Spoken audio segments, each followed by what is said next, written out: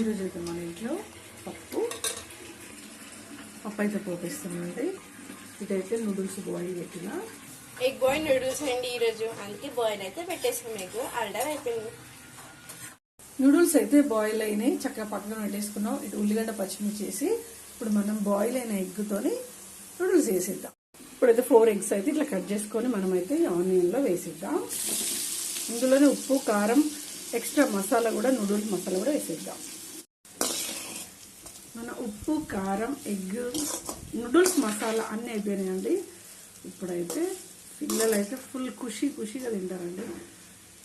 మీకు నచ్చిందా? నచ్చితే ప్లీజ్ లైక్ చేయండి, సబ్స్క్రైబ్ చేసుకోండి.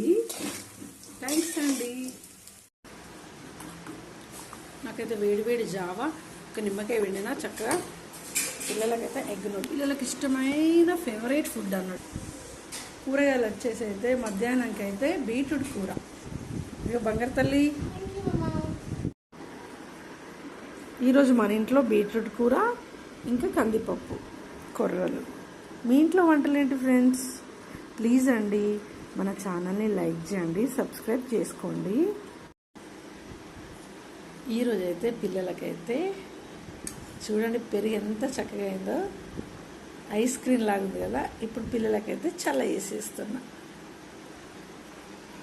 మా ముగ్గురికి చల్ల.